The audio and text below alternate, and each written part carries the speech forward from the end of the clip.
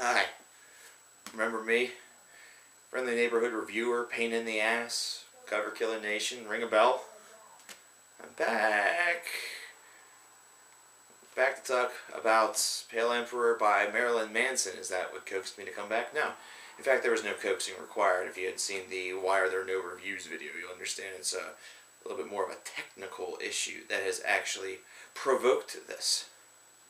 So anyhow, we talked about Manson's last album, which was entitled Born Villain. It was an album that, unlike his previous, he independently produced and independently made, released on his own independent label, and things of that variety, and thus it was a record unlike any that he had ever produced prior to that point. Pale Emperor actually continues in that tradition. However, he has definitely rediscovered some of those songwriting aspects that made him, Marilyn Manson that is, the individual that he is today. Really, Born Villain seemed like kind of a wrong title for his last album, only because this is the album that I think really provokes it a little bit more. But Born Villain had a little bit more of a theme driven to it, a little bit more of a concept driven to it, of the whole idea of villains in general, as opposed to it being something that's to represent himself.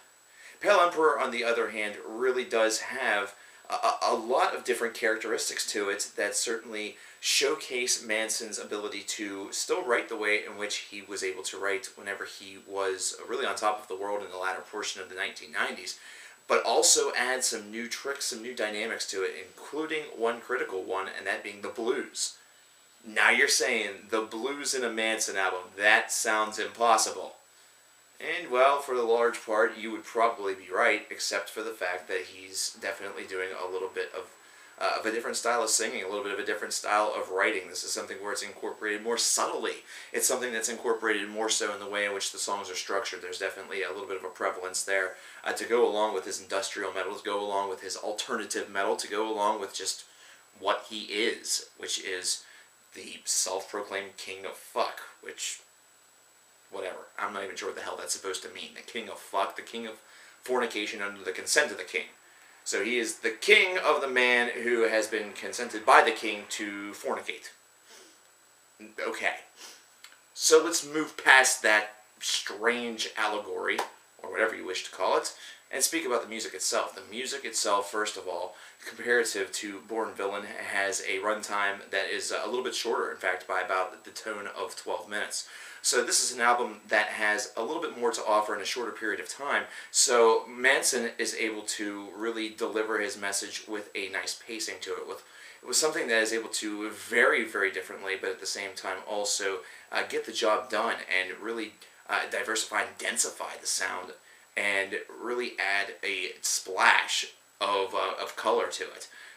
The one track that really stands out to me majorly is Third Day of a 7-Day Binge. This is a track that almost reminds me of what would happen if Time of the Season would meet Bush and then all of a sudden just kind of get wrapped around a Joy Division style idea, either that or you really can see that the music that Marilyn Manson was influenced by that caused him to get into music in the first place really bleeds out more so onto his own personal palate than it really is kind of respected, either that or is really kind of dissected by music fans, something that more so critics will go into, considering that's their job, and I'm talking the ones that have to do that, else they get fired.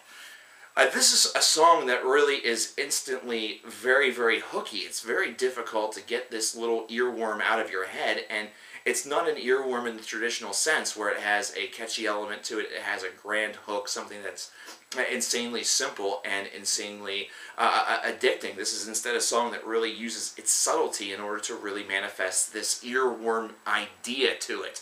This is something that kind of wiggles its way into your ear and just burrows into your brain until you find yourself listening to it on repeat over and over again, being influenced to write based around it. Now that I've spoken about what I did whenever I listened to this, what did you do? The remainder of the album is able to really incorporate a nice mixture, a kind of a nice balance of that heavy kind of shrill aspect that Manson has always really been known for, with these little curiosities. This is something where he's using pacing, he's using timing, he's using atmosphere all collectively to his advantage in order to create a sonically diverse album that definitely sounds like one of his best offerings that I can think about. So this is definitely one that I think outpaces Born Villain in the fact that it just feels a little bit more complete. It feels a little bit better tied together. And as you remember, if you watched that video, I really enjoyed Born Villain. I thought Born Villain was exactly what I hoped it would be. It was an album that since he was on an independent label, he was able to kind of manifest on his own and not feel as though he was pressured to be a certain person or write a certain way based around who he was.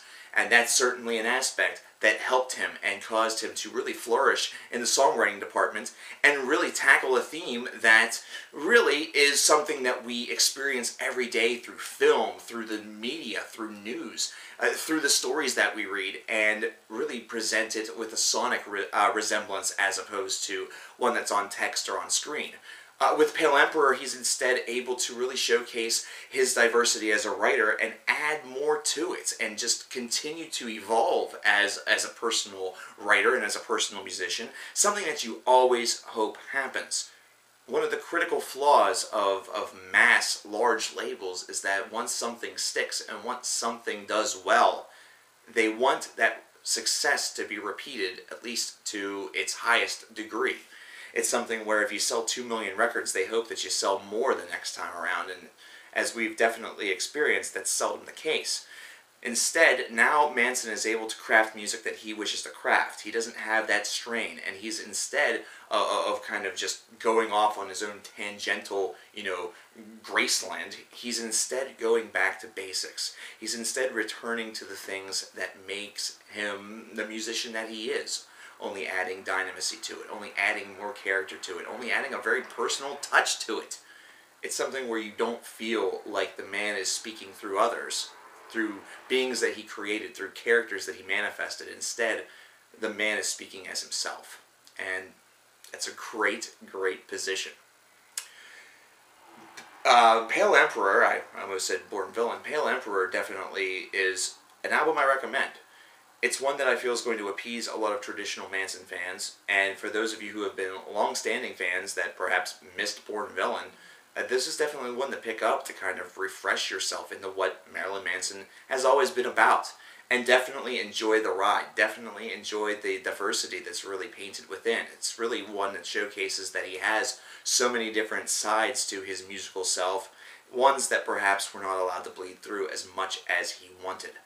It's an album I would probably give a strong 82 out of 100 to. It's one that I feel does have some moments where it can feel a bit, underwhelming, but at the same time, the diverse element that really kind of ties it all together makes those moments feel very sparse. It makes them feel almost like you're being nitpicky, like you're trying to find a flaw in it because it isn't a classic work, or because you never think that you're going to be able to stand up to an album such as Antichrist Superstar. What did you think of Pale Emperor from Marilyn Manson?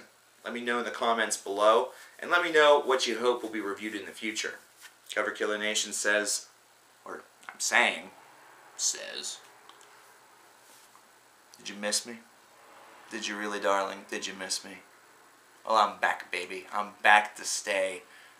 And hopefully these sorts of hiatuses don't happen again. But if they do, know that I've not lost my zest, I've not lost my zeal, I've not lost my desire.